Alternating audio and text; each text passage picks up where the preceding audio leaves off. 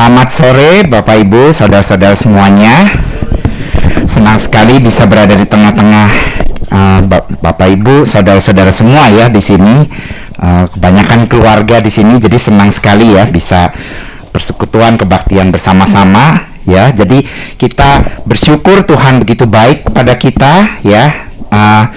Tadi di dalam lagu itu diingatkan terus ya bahwa betapa besarnya tidak bisa dimengerti kasih Tuhan itu ya. Jadi memang ada pepatah, saya juga mengingat begitu ya, ada satu teolog begitu ya, seorang di awal-awal kekristenan begitu ya, cukup tua begitu, seorang namanya Athanasius. Dia pernah berkata kira-kira untuk kita bisa memahami Kristus dan karyanya ya di dalam inkarnasi penebusannya buat kita itu begitu dalam, begitu sulit untuk dipahami, dan itu juga tidak akan cukup begitu ya sampai akhir hidupnya. Di dalam bukunya yang terkenal On the Incarnation ya, mengenai inkarnasi Kristus, itu adalah renungan yang dia berikan begitu ya kira-kira. Dan hari ini kita juga akan merenungkan satu tema, yaitu gereja darurat Injil. Ya, jadi ini sebenarnya khotbah yang saya pernah sampaikan juga di Hari Reformasi ya. Jadi kalau teman-teman saudara-saudara di sini pernah dengar Hari Reformasi, mungkin ada juga yang belum pernah ya. Tapi intinya reformasi itu adalah satu peristiwa ya yang bisa dikatakan meledak di tahun 1517 sekitar segitu ya. Jadi ini di abad ke-16 ya, sudah 505 tahun yang lalu kira-kira begitu ya. Memang ada perdebatan di penanggalan persisnya mulainya kapan ya, tetapi ada seseorang yang bernama Martin Luther yang protes kira-kira begitu, dan disitulah juga lahir sebenarnya kekristenan yang disebut Protestan. Kenapa dia protes? Karena dia merasa gereja pada waktu itu sudah meninggalkan Injil ya, dan gereja itu yang terus kemudian berkembang sekarang menjadi gereja Katolik, atau persisnya gereja Katolik Roma begitu ya. Jadi protes itu bukan sembarangan, bukan tanpa dasar ya, bukan orang yang asal protes kritik sembarangan sesungguhnya, tetapi dia melihat ada sesuatu yang kurang, dan sesuatu yang kurang di dalam gereja itu adalah yang paling penting sesungguhnya begitu ya. Jadi hari ini kita mau melihat satu contoh juga di dalam Alkitab, gereja yang sebenarnya sedang mengalami yang disebut darurat Injil ini begitu. Nah, satu pertanyaan yang mungkin kita bisa renungkan di awal sebelum kita masuk ke dalam pembacaan firman Tuhan, pernahkah kita berpikir seperti ini? Oh, saya mah udah jadi Kristen udah lama, rasanya kalau kita mendengar kata Injil begitu ya, kita merasa nggak, oh itu mah buat orang yang belum kenal Tuhan.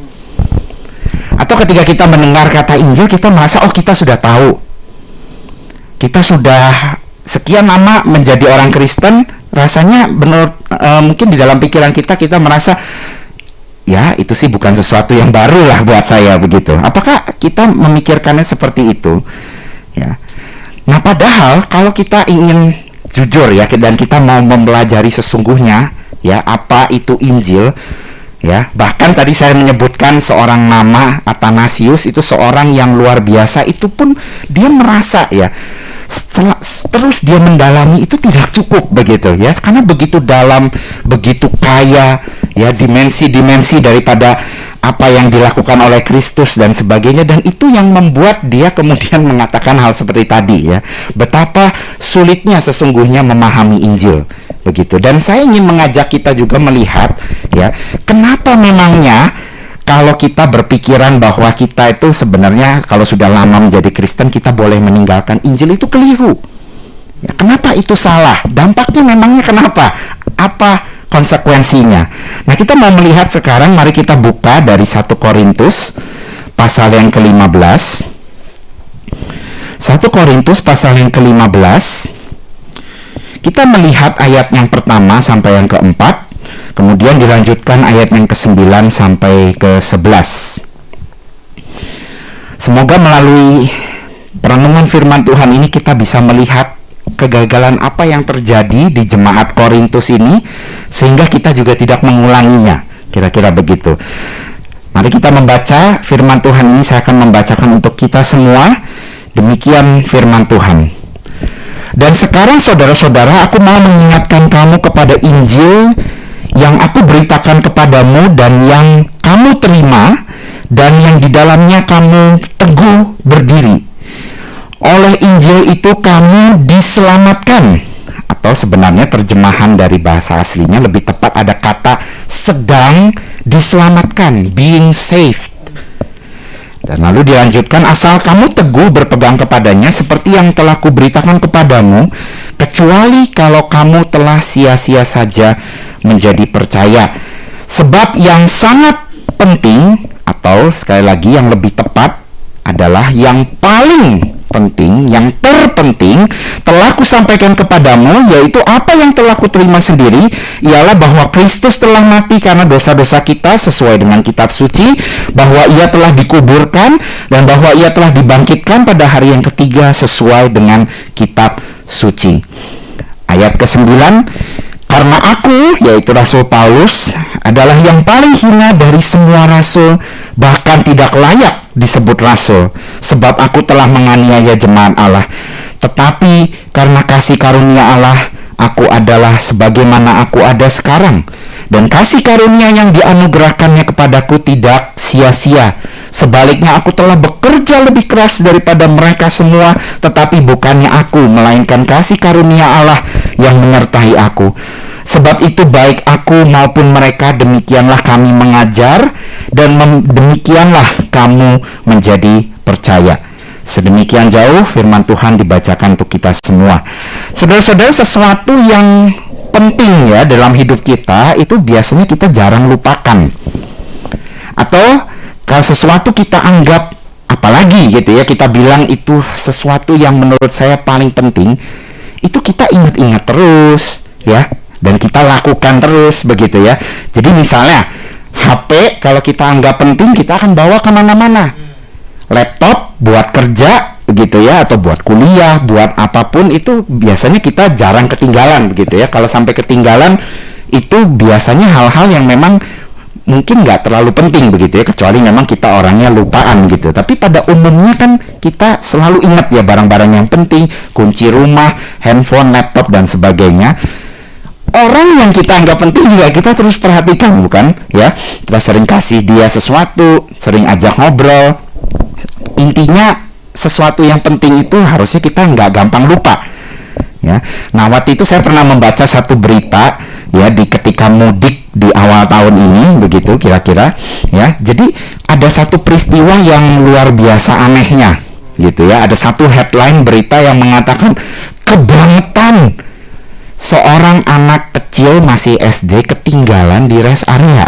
Nah, saudara-saudara pernah dengar berita itu? Lalu kita kalau udah lihat berita itu, kita langsung pikir, gile, orang tuanya ini macam mana ini begitu kan? Kok bisa sampai ketinggalan tuh, gimana ceritanya? Tapi sebenarnya kalau kita baca beritanya sih memang orang tuanya bukan yang salah benar-benar gitu ya. Jadi ceritanya begini ya, orang tua punya dua anak ya, anaknya satu lagi tidur di paling belakang, satu lagi nggak tidur tapi juga nggak ikut turun ya. Jadi mereka berhenti di rest area, turun keluar, orang tuanya dua-duanya ke toilet. Nah, pas keluar ke toilet, kemudian si anak yang paling kecil itu yang duduk di belakang bangun. Dia juga mau ke toilet, dia ngomong ke kakaknya, ya, aku mau ke toilet gitu. Oke, kakaknya. Nah, setelah dia keluar nggak ketemu orang tuanya, tiba-tiba orang tuanya balik dan dia tanya ke si kakaknya, "Kak, adik masih tidur?" Silakannya, kakaknya jawab iya. Entah kenapa si kakaknya jawab iya, mungkin dia lagi main Mobile Legend, mungkin dia lagi nonton Netflix, nggak tahu ya. Pokoknya dia nggak konsen begitu. Intinya dia ditanya dan dia jawab, oh ya udah masih tidur begitu. Jadi kemudian orang tuanya juga berasumsi, oh ya sudah masih tidur, ya sudah pergi begitu. Dan ternyata ketinggalan ya. Dan setelah untungnya si anak itu bisa diantar ke rumah pamannya kalau saya tidak salah. Ya, jadi ini mungkin kita mendengar cerita begini, kita tak lihat ya, oh iya ini si kakaknya memang masih, namanya juga masih anak-anak begitu ya. Dia kurang memperhatikan adiknya ya, belum bisa bertanggung jawab begitu. Jadi memang bukan salah orang tua sepenuhnya. Tetapi kita kan melihat ya, dari kejadian seperti ini harusnya yang sesuatu yang penting buat kita itu harusnya kita, waduh, kalau ketika kita dengar seperti ini dan ternyata memang orang tuanya nggak memperhatikan, kan parah sekali ya. Ya, dan ini kejadian ini memang salah satu contoh saja, tetapi intinya sesuatu yang penting itu jarang kita lupakan. Nah, sekarang kalau kita lihat teks yang kita baca tadi, Paulus mengatakan ada sesuatu yang terpenting di dalam kehidupan jemaat Tuhan atau orang-orang Kristen, yaitu apa? Injil. Dan dia sampai menjabarkan kembali Injil itu sedetil itu, ya, sampai dia ulangi Injil itu, ini loh yang sesuai dengan kitab suci, Yesus sudah mati, Yesus sudah bangkit. Kenapa dia sampai harus mengingatkan lagi sesuatu yang terpenting yang seharusnya tidak dilupakan? Nah, kemungkinan besar memang orang-orang di Korintus ini lupa. Mereka lupa, ya, dan kelihatan dari cara hidupnya. Sebentar kita akan lihat, memang ada sesuatu yang salah dengan kehidupan mereka. Dan Paulus di sini ingin mengatakan itu sebabnya karena kamu itu lupa apa yang terpenting itu. Nah, saudara, apa yang mereka lupakan ini begitu luar biasa, karena ini sesuatu yang penting. Dan apa dampak yang menjadi mereka itu akhirnya menjadi kacau kehidupannya, ya. Nah, kita mau melihat dua hal hari ini. Kenapa melupakan Injil itu begitu berbahaya sekali, ya, sehingga gereja atau jemaat Tuhan yang melupakan Injil itu begitu darurat, begitu ya. Itu sesuatu yang tidak boleh, begitu. Nah, yang pertama, saudara-saudara, melupakan Injil bagi Paulus itu adalah artinya kita itu melupa bahwa setiap hari kita bisa hidup itu adalah karena anugerah Tuhan.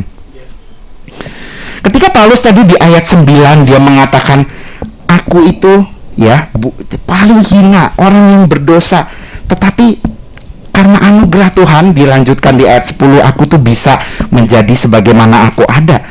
Nah, saudara, Paulus itu kenapa dia mengingatkan hal seperti itu, ya?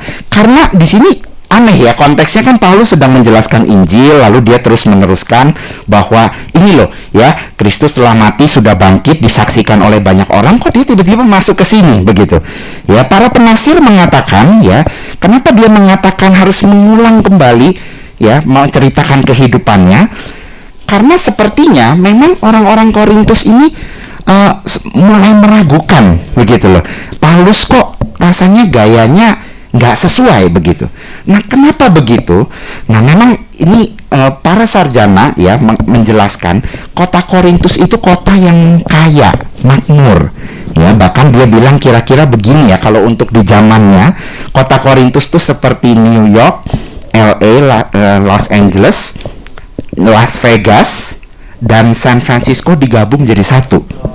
Jadi ini kota yang sangat makmur, kota perdagangan. Jadi banyak orang kaya di situ. Jadi misalnya kalau kita membaca di pasal keempat, ya, ini jadi kita satu surat ini memang tidak terlepas, ya, satu sama lain.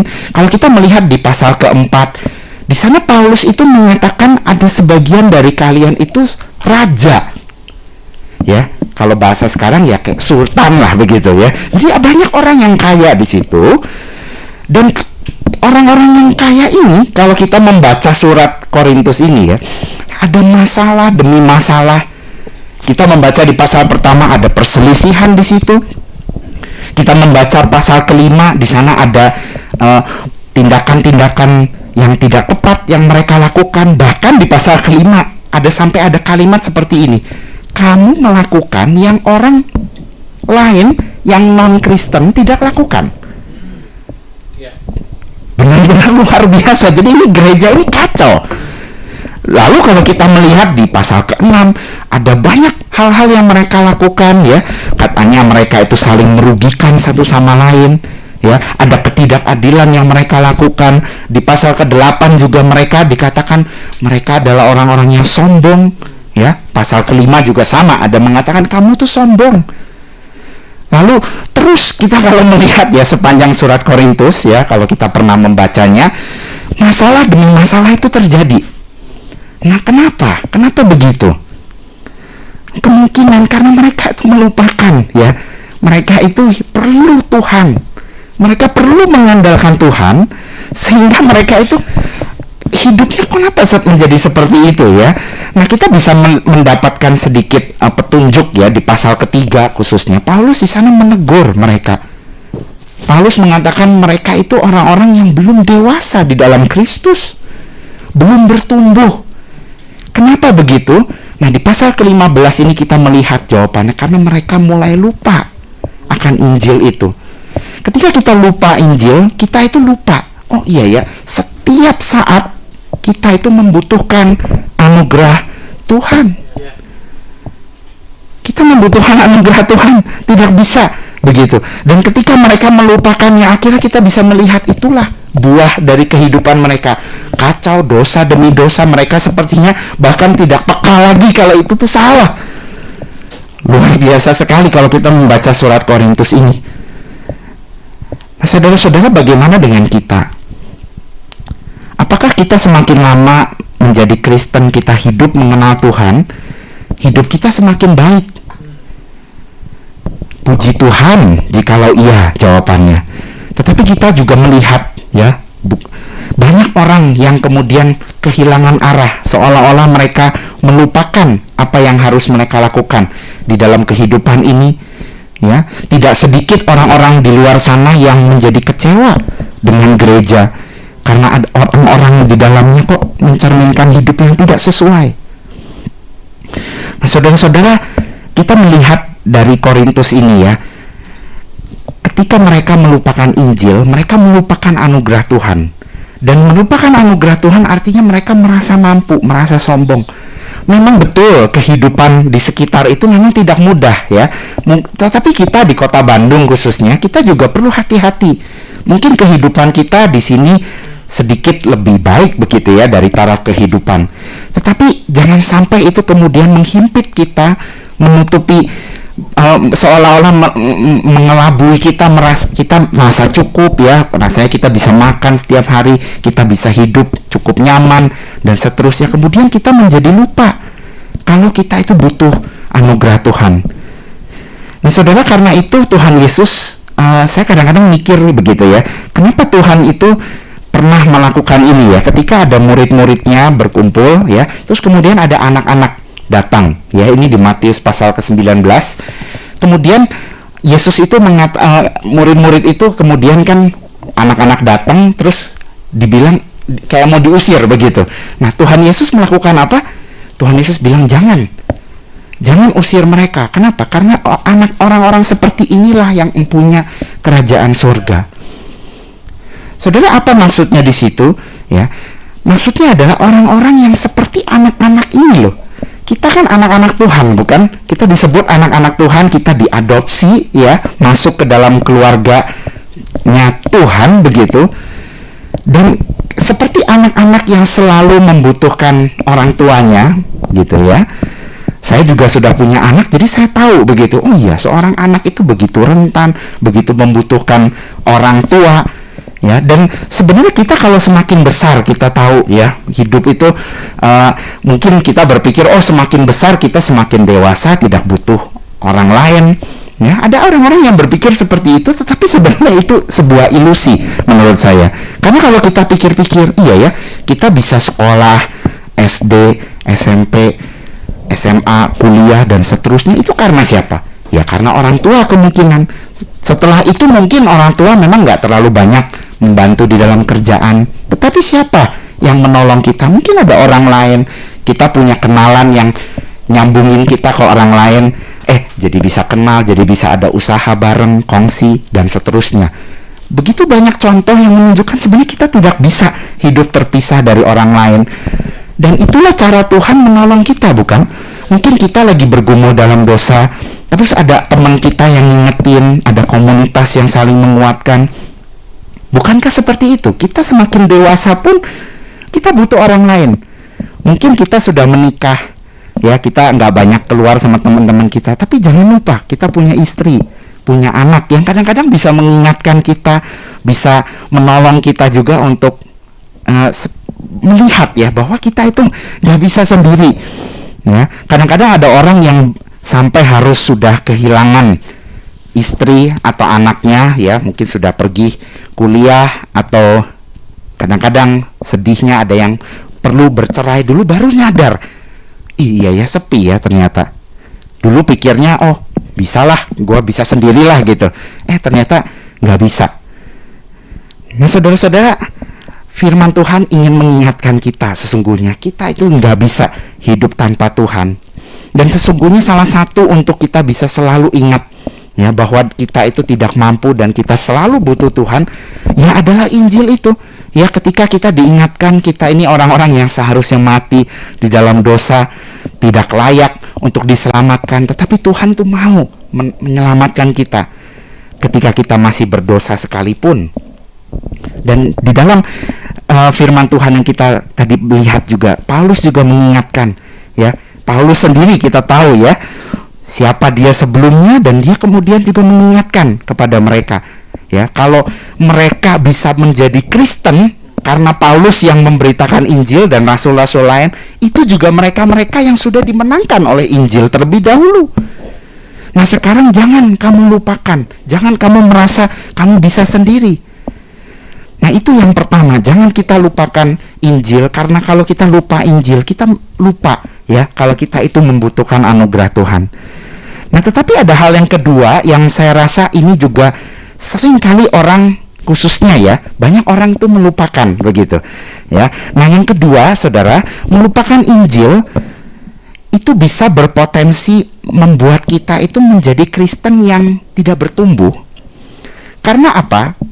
Karena kita itu seolah-olah ketika kita merasa kita sudah tahu Injil itu apa, ada banyak ajaran-ajaran yang mungkin kita nggak sadar itu padahal ajaran yang salah, tetapi kita percayai ya. Dengan kata lain, melupakan Injil itu seolah-olah bisa membuat kita itu tidak lagi memikirkan firman Tuhan, tidak lagi memikirkan Tuhan dengan benar, dan memikirkan diri kita juga dengan benar.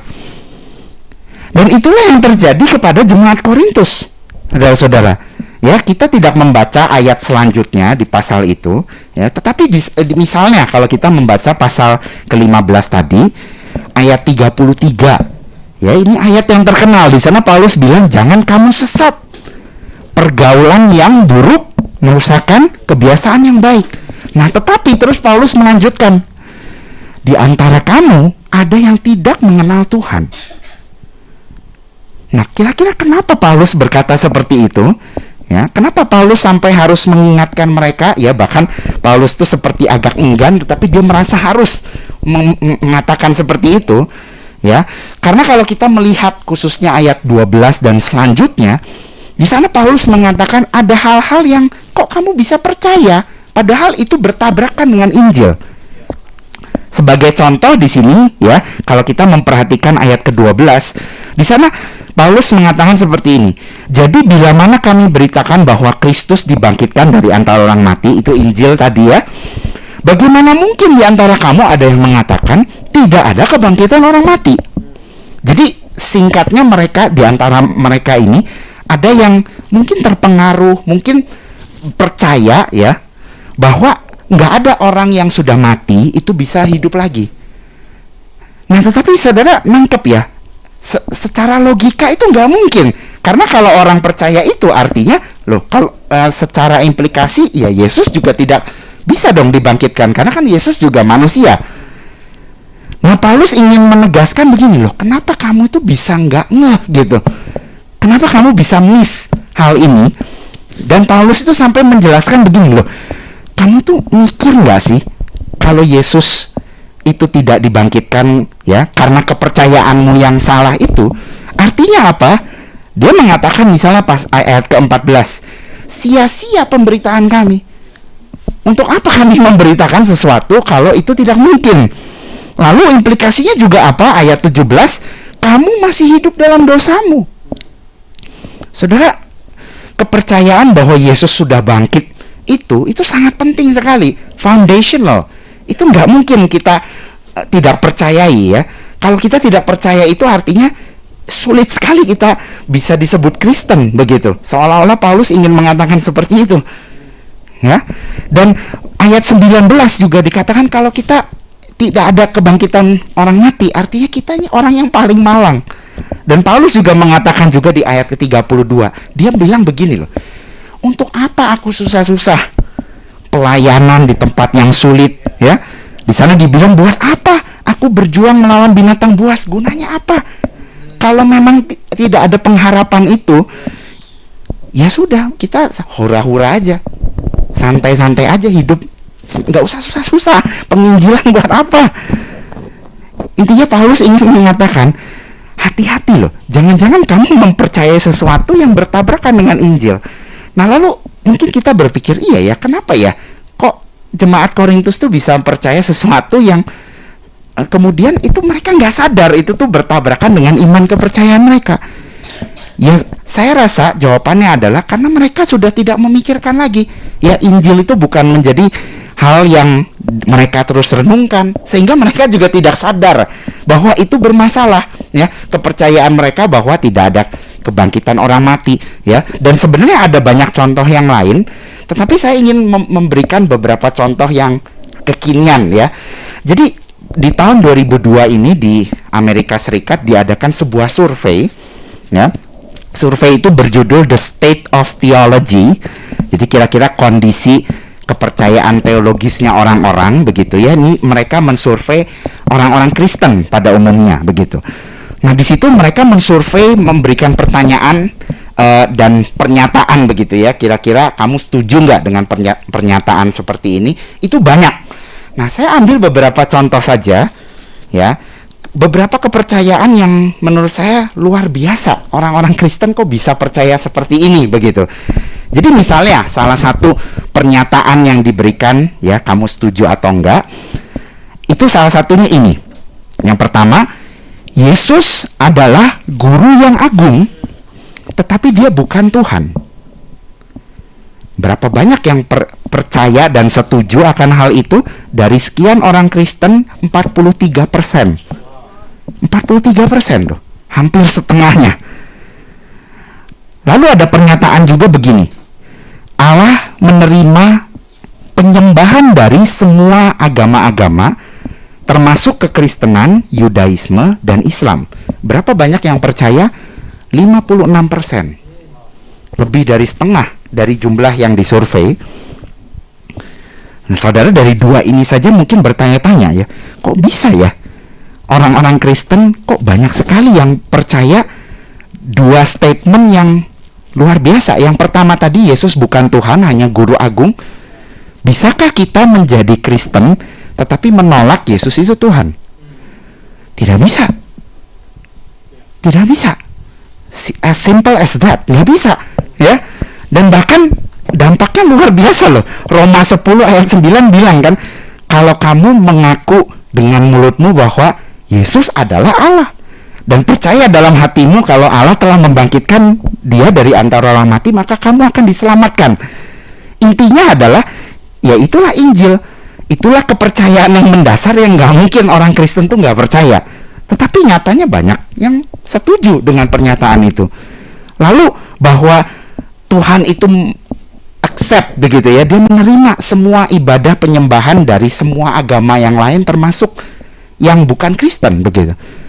Saudara, kalau kita menerima pernyataan seperti itu, artinya kan buat apa kita penginjilan? Loh, kalau Tuhan melihat penyembahannya orang, oh ya bisa menerima, itu bagus. Ya buat apa kita memberitakan bahwa Yesus itu adalah jalan keselamatan, bukan? Untuk apa?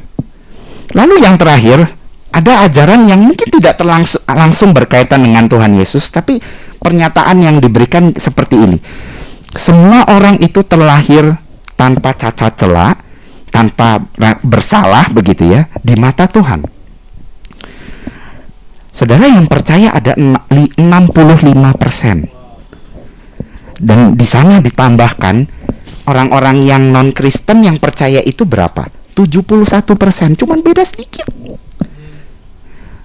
Cuman beda sedikit sekali. Kalau bayangkan ya, jadi implikasinya apa sih kalau kita percaya ya semua orang itu terlahir suci seperti kertas putih, tidak berdosa? Apa implikasinya? Berarti kan ada orang-orang yang tidak perlu Kristus. Dan itu bertentangan juga dengan ajaran bahwa semua orang telah berbuat dosa dan kehilangan kemuliaan Allah.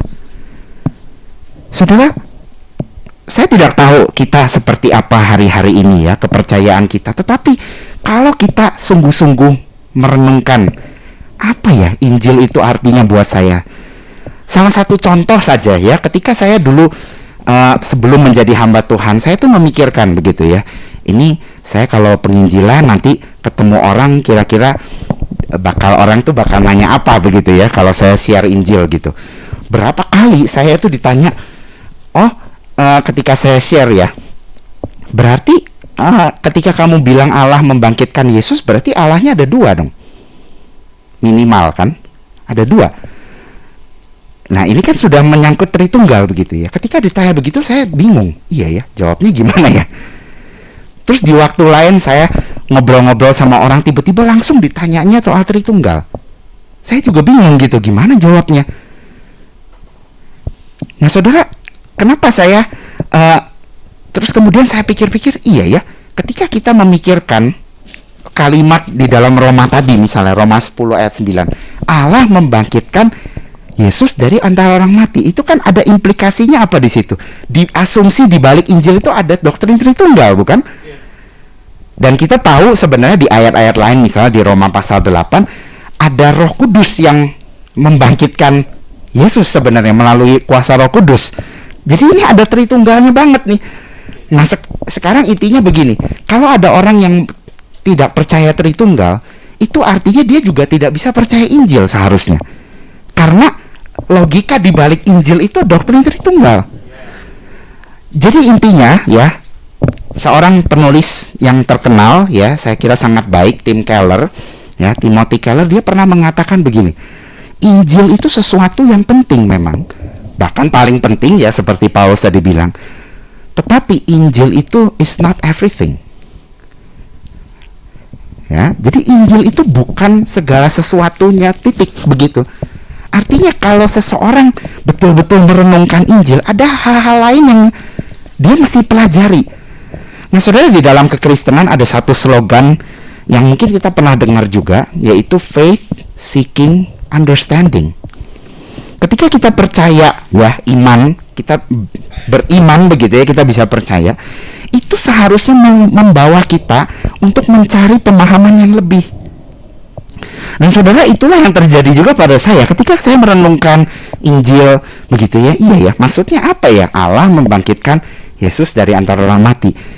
Lalu pertanyaan-pertanyaan seperti kenapa sih penginjilan tuh harus sesuatu yang menjadi mendesak begitu ya, menjadi sesuatu yang diperintahkan oleh Tuhan. Kenapa? Memangnya tidak ada orang di luar sana yang bisa ini ya, bisa datang kepada Tuhan tanpa Kristus? Memangnya tidak bisa. Kenapa? Nah itulah pertanyaan-pertanyaan yang kemudian membuat saya menjadi mencari tahu begitu loh. Oh iya ya, kenapa ya? Dan terus saya juga berpikir begini, masa sih nggak ada orang yang bisa hidup sempurna? Ya, tetapi kalau kita mempelajari perjanjian lama begitu ya, kita lihat kan, kenapa sih Tuhan tuh harus nungguin sampai sekian lama baru Tuhan Yesus tuh datang? Kesimpulan saya hari ini rasanya saya membaca itu tuh melihat begini loh, Tuhan tuh pengen ngasih tahu manusia tuh nggak bisa kalau nggak ditolong Tuhan, nggak bisa mereka melakukan hukum Taurat dengan sempurna, nggak bisa. Paulus di Galatia pasal yang kedua juga bilang, kalau ada orang yang bisa selamat melalui hukum Taurat, Yesus tidak perlu datang, nggak perlu datang. Saudara, apakah Injil itu mendorong kita, mengajak kita ya, menggelisahkan kita untuk terus mencari pemahaman yang benar? Atau jangan-jangan seperti Paulus di sini mengatakan, jangan-jangan kamu itu sia-sia menjadi percaya karena pemahamanmu, kehidupanmu tadi juga ya, tidak mencerminkan kamu tuh sudah percaya.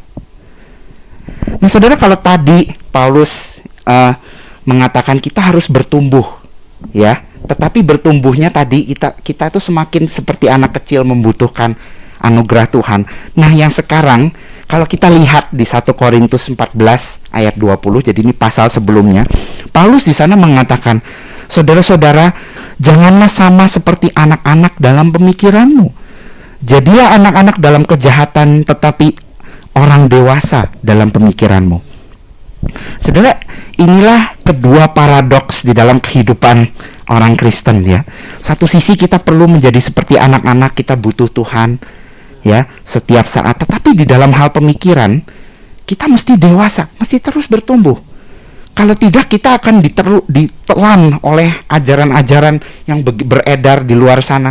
Begitu banyak kepercayaan-kepercayaan yang bertambah yang semakin menghimpit kita orang-orang Kristen.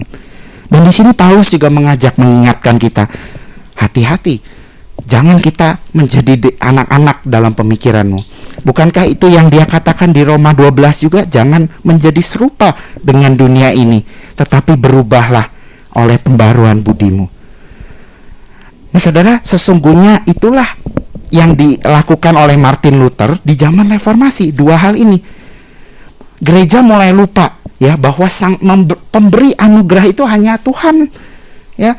Pada waktu itu gereja seolah-olah mereka yang merasa, oh orang kalau mau masuk ke gereja ya menjadi Kristen harus dibaptis, harus ikut ini, harus melakukan banyak sakramen, banyak ini itu, dan orang-orang di luar sana yang di luar member gereja pada waktu itu nggak selamat. Satu sisi ada benarnya, tetapi mereka seolah-olah mengatakan ini loh, kami ini loh sang, sepertinya mereka seperti Tuhan yang ngatur siapa yang selamat dan yang tidak begitu. Salah satu yang diprotes itu ya oleh Martin Luther dan banyak orang yang lain ya, bukan hanya dia saja.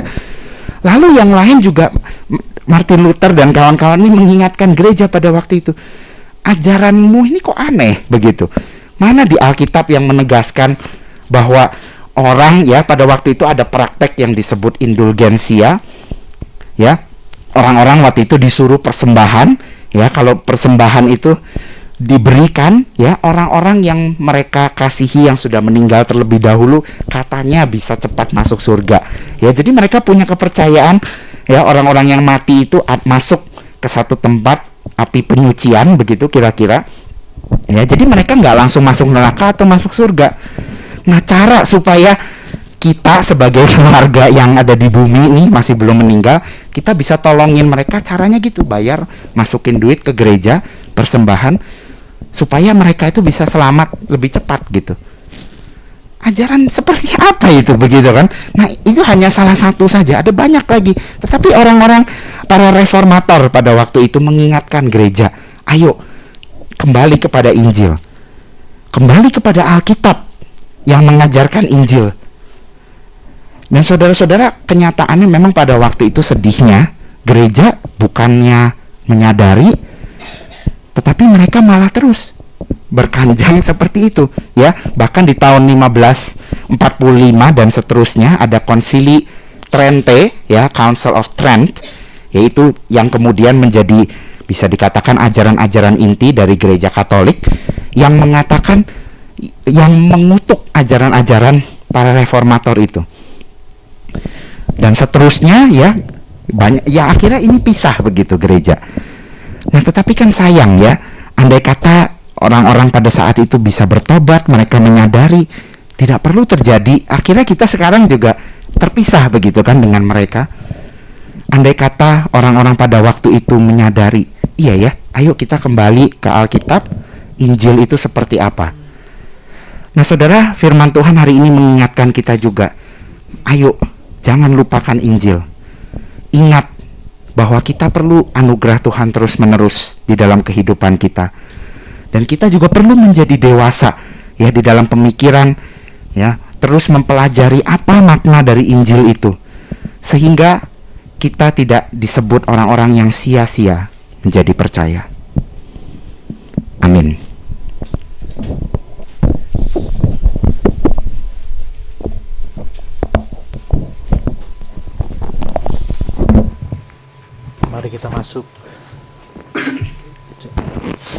Mari kita masuk di dalam doa. Tuhan, kami bersyukur buat kebaikan-Mu, buat kasih setia-Mu yang Engkau nyatakan di dalam kehidupan kami. Terima kasih buat firman Tuhan yang begitu menolong kami untuk kami kembali melihat betapa pentingnya Injil bagi kehidupan setiap kami. Roh Kudus, tolong kami. Di dalam hari-hari kami begitu banyak hal yang bisa membuat kami melupakan Injil, kesibukan kami, kenyamanan kami bahkan Tuhan. Tolong kami di setiap fase kehidupan kami. Kami mau terus melihat Injil, menjadikan Injil sebagai fondasi kerohanian kami, dan kami tidak mau melupakan itu.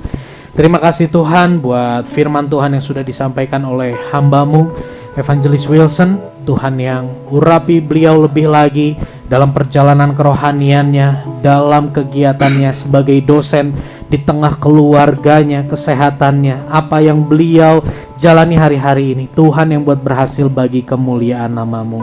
Terima kasih untuk sore hari ini, karena pada sore hari ini kami berkesempatan untuk masuk dalam perjamuan kudus. Sucikan setiap kami, baik tempat ini maupun di rumah, untuk melakukan sakramen perjamuan kudus ini, sehingga lewat perjamuan kudus ini sungguh-sungguh Tuhan, kami dibawa semakin melihat dan mengingat kembali tentang karya pengorbanan Yesus di kayu salib yang sempurna menebus dosa setiap kami.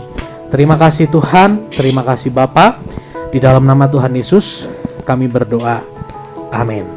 Puji Tuhan, baik yang ada di tempat ini maupun online, kita mau sama-sama persiapkan perjamuan kudus. Sambil menunggu perjamuan kudus dipersiapkan dan dibagikan, saya mengundang anak-anak untuk maju ke depan. Kita mau berdoa buat setiap anak-anak yang ada di tempat ini. Silakan.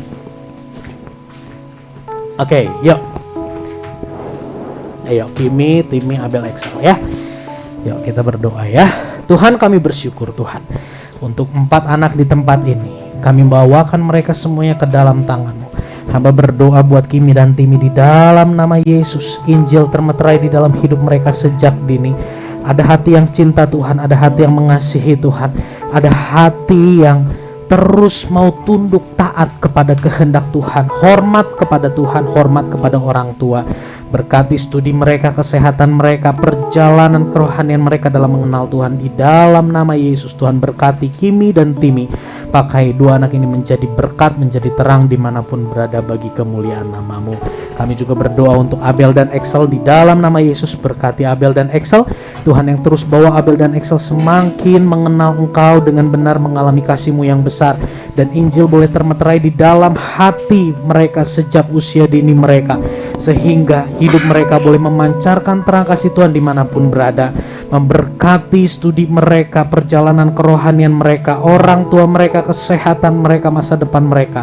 Tuhan yang pimpin, Tuhan yang campur tangan bagi kemuliaan nama-Mu. Terima kasih Tuhan, terima kasih Bapa. Kami juga berdoa Tuhan buat beberapa anak yang ada di rumah Tuhan, untuk bayi Gevariel, untuk Genesis Tuhan, untuk bayi Dante, juga untuk janin yang ada di dalam kandungan si Febe, dan juga mungkin ada anak-anak yang hari ini mengikuti ibadah di rumah Tuhan. Buat Gracelyn dan juga buat Jeona Tuhan, kami berdoa buat Lionel dan juga Joy. Kami berdoa buat anak-anak ini, bahkan janin yang ada dalam kandungan Ibu Febe. Kami serahkan dalam tangan Tuhan. Di dalam hati mereka ada hati yang mencintai Tuhan. Di dalam hati anak-anak ini Tuhan ada kecintaan dan kerinduan untuk semakin mengenal Tuhan. Engkau yang memberkati, Engkau yang pakai hidup mereka bagi kemuliaan nama-Mu. Terima kasih Tuhan buat kesempatan ini Tuhan. Dan jika sebentar kami akan masuk dalam perjamuan kudus, saya undang jemaat Tuhan, kita mau bangkit berdiri, baik yang di tempat ini maupun yang mengikuti perjamuan kudus secara online. Biarlah lewat perjamuan kudus ini Tuhan, kami dibawa semakin mengingat tentang pengorbanan-Mu yang sempurna di atas kayu salib bagi kehidupan setiap kami. Terima kasih Tuhan. Mari kita angkat roti lebih tinggi dari kepala kita. Ini merupakan lambang persekutuan kita dengan tubuh Kristus yang telah tercabik, berkorban bagi setiap kita. Demikianlah firman Tuhan. Lalu Yesus mengambil roti, mengucap syukur, memecah-mecahkannya dan memberikannya kepada mereka. Inilah tubuhku yang diserahkan bagi kamu, perbuatlah ini menjadi peringatan akan aku. Percayakah saudara bahwa roti ini merupakan lambang persekutuan dengan tubuh Kristus? Di dalam nama Yesus kita makan roti ini.